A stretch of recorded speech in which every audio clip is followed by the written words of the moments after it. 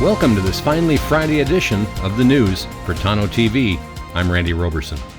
Firefighters from across Arizona are preparing for an intense wildfire season.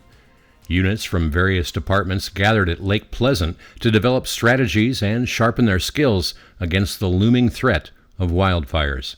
Soaring temperatures breaking records this week, along with high winds and dry vegetation, Arizona is in a precarious position as urban expansion encroaches on once rural areas.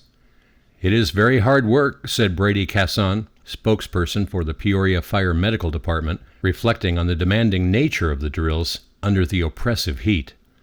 The firefighter regiment includes a rigorous 2-week stretch of hands-on training where they learn to coexist with the land they protect, sleeping in tents to immerse themselves in the frontline reality they will soon face. Around 20 fire departments and districts that make up the Central Arizona Wildland Response Team are collaborating in this effort, assembling around 250 firefighters in a unified attempt to combat wildfire. During this intensive preparation, Tiffany Devia, with the Department of Forestry and Fire Management, emphasized the importance of teamwork, saying, quote, "Fire knows no boundaries, so it's important that we all work together, we collaborate, and we ensure everyone is on the same page when we enter the fire season." Well, in other news, if you drive an electric vehicle and are headed to the valley soon, here's something you need to be aware of. Solo electric vehicle drivers will lose access to Arizona's HOV lanes during restricted hours later this year if Congress does not act, that according to state transportation officials yesterday.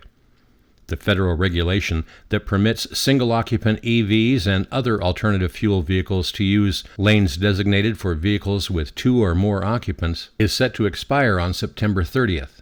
While Congress has 6 months to extend the rule, the Arizona Department of Transportation is not waiting to start an information campaign about the pending change. ADOT has launched a web page explaining the situation and how it could impact drivers currently allowed to travel solo in the diamond-marked lanes of the Phoenix freeway system. And while we're talking about Phoenix, and because I grew up watching these guys and eventually became a friend and video production partner with Wallace, the Phoenix City Council on Wednesday approved a street sign recognizing the Wallace and Ladmo Show, the iconic television program that captivated Valley children for more than 3 decades.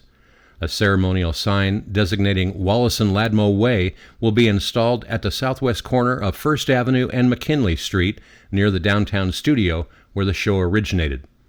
The former KPHO building, which now houses First Studio, featured a large mural depicting the show's stars Wallace, Ladmo, and Gerald. Ladimir, or Ladmo Kwiatkowski, died in 1994, and Wallace, or his real name was Bill Thompson, passed away in 2014.